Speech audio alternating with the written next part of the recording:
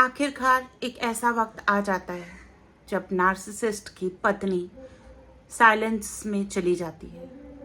वो हंसना भूल जाती है और बोलना भूल जाती है। वो इंटरैक्शंस बंद कर देती है और वो अपना एक हाईली रिएक्टिव वर्जन बन जाती है। बहुत से लोग ये सोचते हैं कि ओह वो तो बहुत क्रेजी है, पागल है, वो बहुत ओवर सेंसिटिव हो गई है और बहुत ज़्यादा एग्जैजरेट कर देती है सिचुएशंस को और बातों को, छोटी छोटी बातों का राई का पहाड़ बनाती है। और फिर वो लोग इतनी ज़्यादा नास्टी बातें भी करते हैं कि ओहो इसका हस्बैंड तो बिल्कुल सही ट्रीट करता है इसको, ये ऐसी ही है, इसी बिहेवियर की ये लायक है, क्योंकि अगर इसको ऐसे ट्रीट नहीं करेंगे ये तो बहुत डिस्ट्रक्टिव ह्यूमन बीइंग है, हर चीज़ को खराब ही करना चाहती है। कोई भी एक कदम पीछे रख के अपना ये नहीं सोचता कि ये ऐसी हुई तो क्यों हुई, कि स्टोरी क्या है और ऐसी कौन सी बातें हैं जो हमें पता ही नहीं है, और वो आइसोलेट हो चुकी है। तो चलिए आज इस वीडियो में हम समझते हैं कि वाइफ शट डाउन कैसे हो गई। सो हेलो एवरीवन, स्वागत करती हूँ आपका अपने चैनल द माइंड मोटिवेशन में।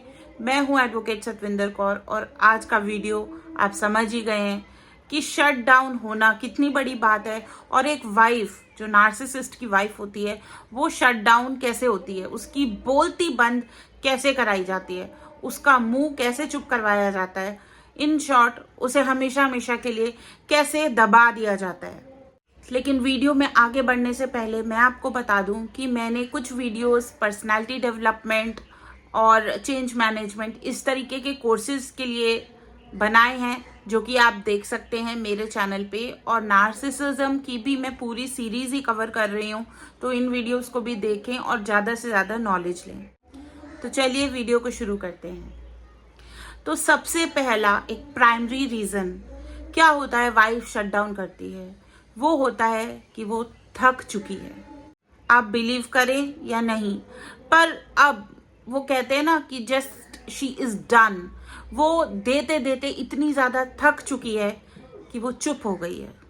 उसने इस रिलेशनशिप में हर चीज दी है, हर चीज का एफर्ट लगाया है, आखिरी अपनी कोशिश हर एक बिट उसने अपना इस रिलेशनशिप में दे दिया है। और सबसे ज्यादा दुख की बात तो ये है कि एक भी उसका एफर्ट वर्क ही नहीं किया इस रिलेशनशिप में, और वो जो मॉन्स्टर उसका हस्बैंड है, जो एक डेविल है, उसके ऊपर कुछ भी असर नहीं हुआ।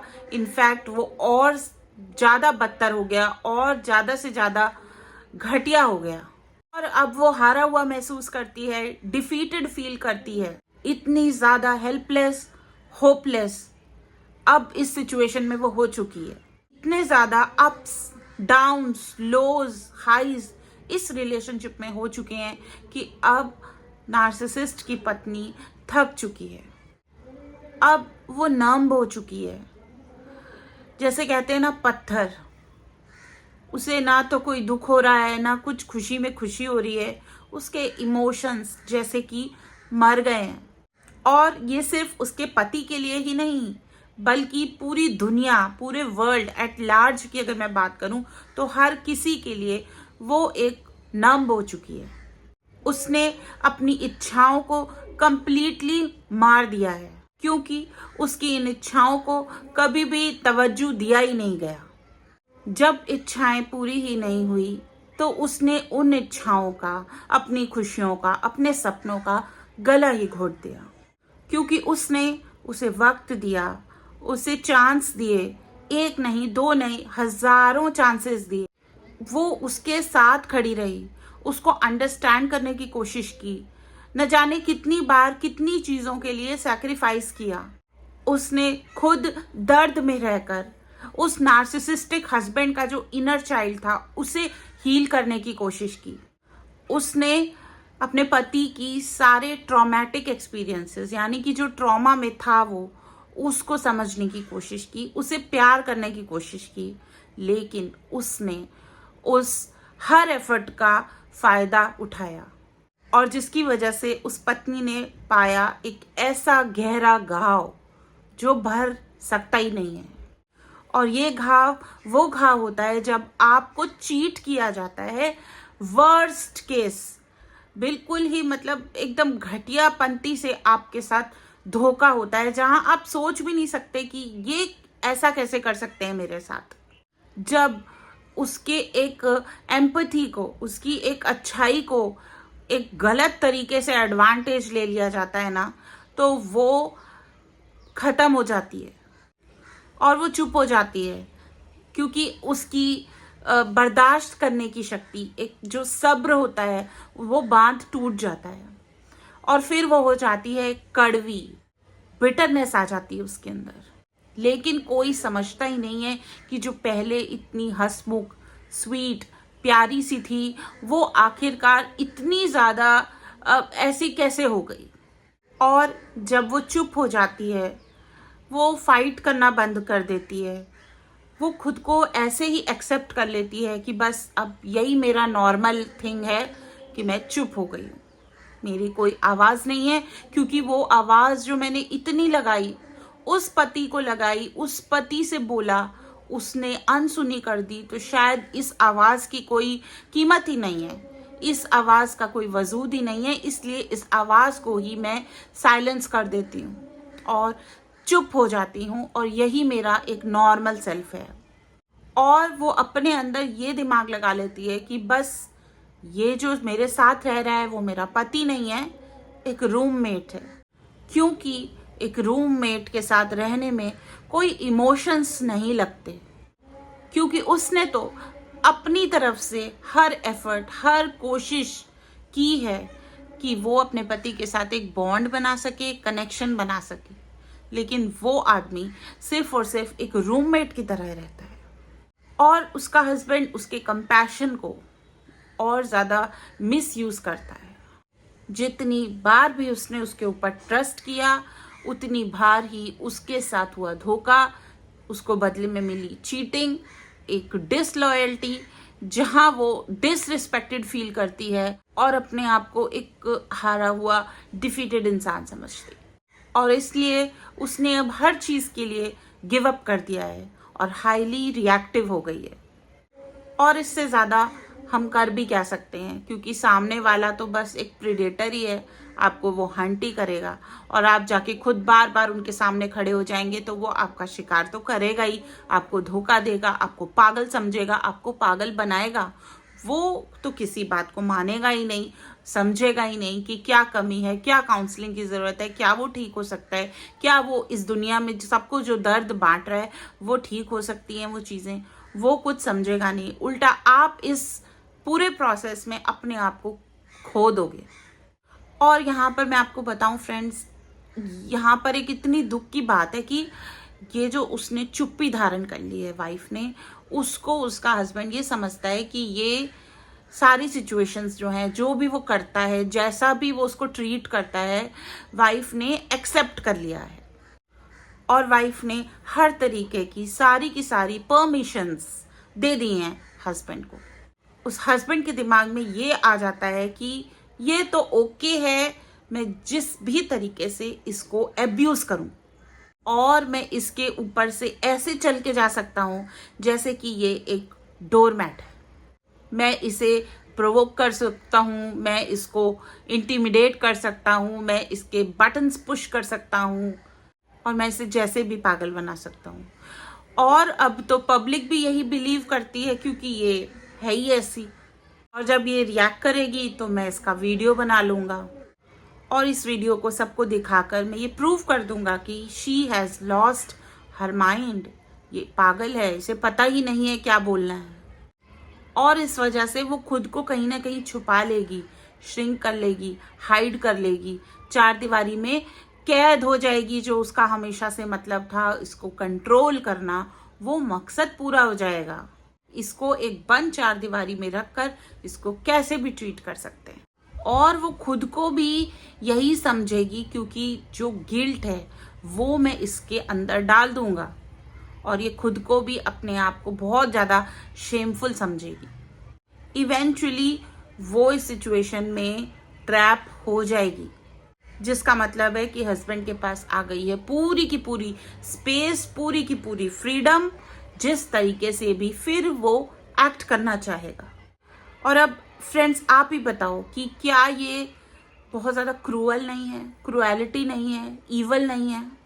लेकिन फ्रेंड्स यहाँ मैं आपको एक बात बता दूं कि जो साइलेंस है वो कोई एग्रीमेंट नहीं है वाइफ की, बल्कि एक ये प्रोटेस्ट का फॉर्म है, क्योंकि उसे पता ही नहीं है कि अब वो उसके साथ डील कैसे करे, क्या बोले।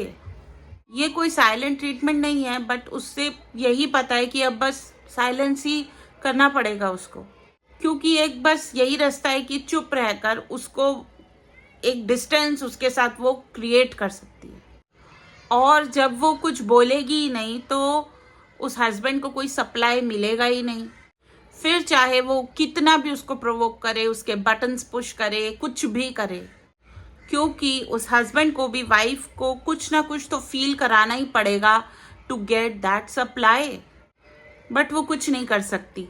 वो खाना खाएगी, सोएगी अगर उसे नींद आएगी तो, या फिर कोई ना कोई काम करेगी जिसमें भी वो एक रोबोट की तरह काम करेगी। वो बहुत ज़्यादा रोएगी भी, बहुत ज़्यादा सपोर्ट भी ढूंढने की कोशिश करेगी, क्योंकि अब उसे यही अंदाज़ा हो गया है कि अब वो इस प्रिजन में, इस जेल में हमेशा के लिए कैद हो गई है।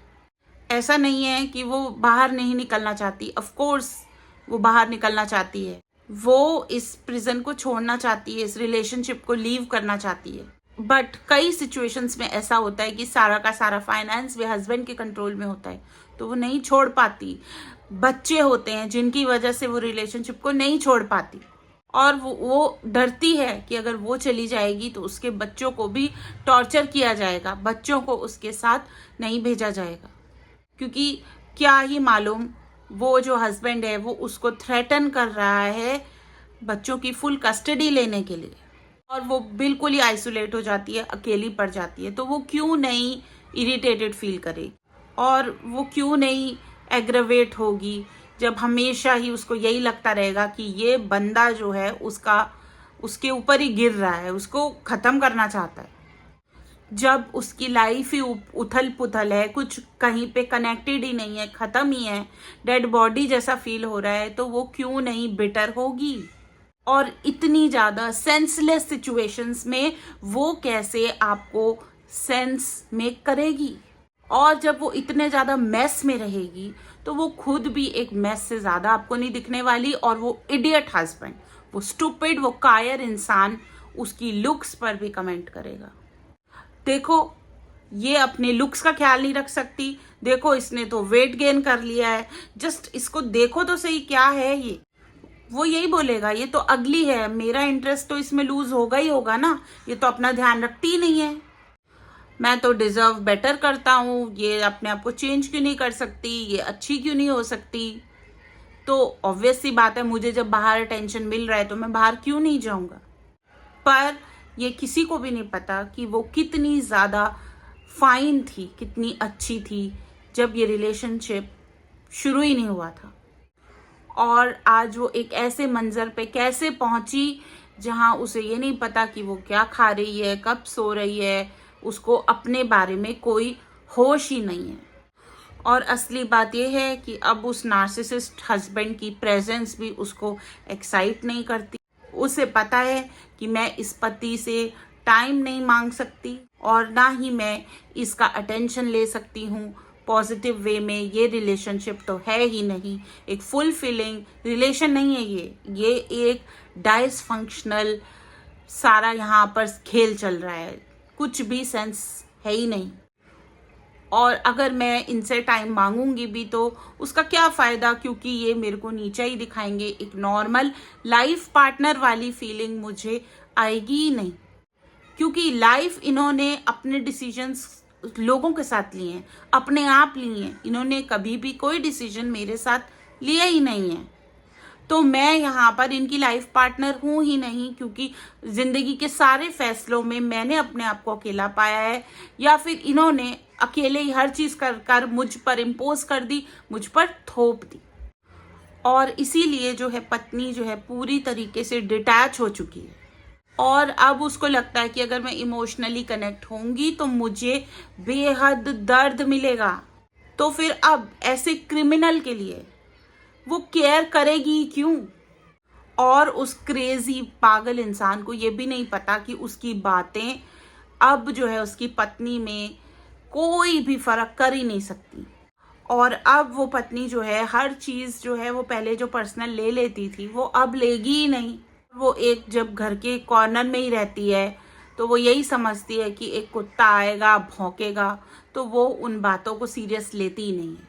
और साथ ही साथ जो इस आदमी का भौंकना है वो यही सोचते है कि इट्स जस्ट अ जॉब।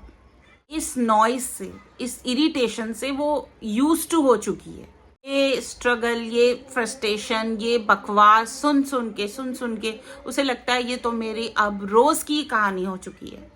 और मजबूरन उसे इन सब चीजों से हर दिन गुजरना पड़ता है एक जिंदा लाश की तरह। पर ये स्टोरी का एंड तो नहीं हो सकता। ऑफ कोर्स वो छोड़ सकती है सब कुछ, वो नए जगह पे जा सकती है, मूव ऑन कर सकती है। और जो मैं भी बात बता रही हूँ ये सिर्फ आपको वैलिडेट कर रही हूँ कि हाँ आप आगे बढ़ सकते हो अगर आप ऐसी सिचुएशन में हो तो। और अगर आप मूव ऑन नहीं करेंगे और ऐसी सिचुएशन में रहेंगे, लोग भी आपको जज करेंगे। अरे छोड़ ही नहीं सकती है, छोड़ती नहीं है उसको, इसे छोड़ना ही नहीं है, उसे ऐसे ही बस हमारा भी टाइम वेस्ट करती है बोल बोल के। क्योंकि लोगों को अंडरस्टैंड होगा ही नहीं कि आप जो है एक फ्रीजर में फ्रीज हो चुके हो, स्टक हो चुके हो। आप चाहते हो निकलना पर आप निकल ही नहीं पा रहे हो। अब वो हमेशा थकी हुई रहती है, वो एक्शन लेना चाहती है पर वो ले कैसे?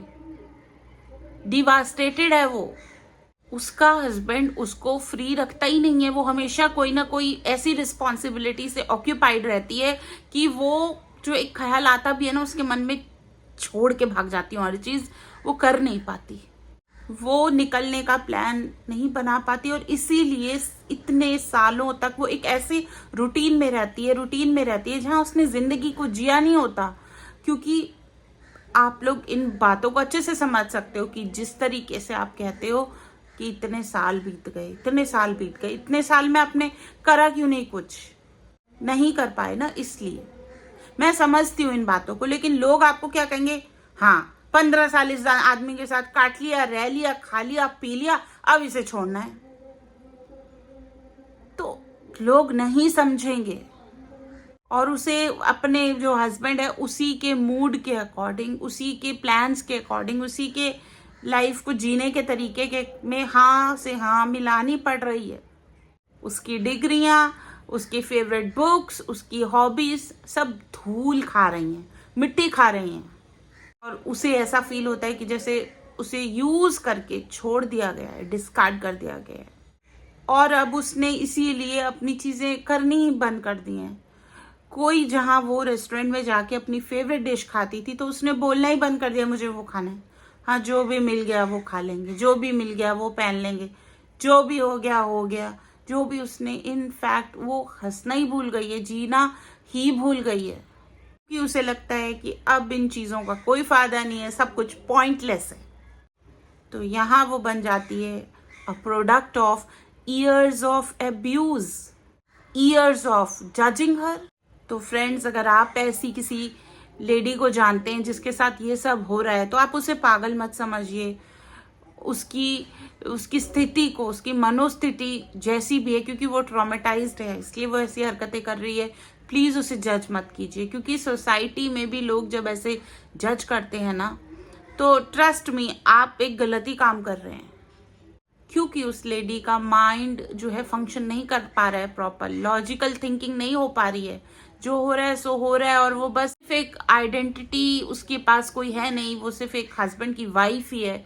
तो जाहिर सी बात है उसके अंदर वो थिंकिंग ही नहीं है कि वो भी कुछ है।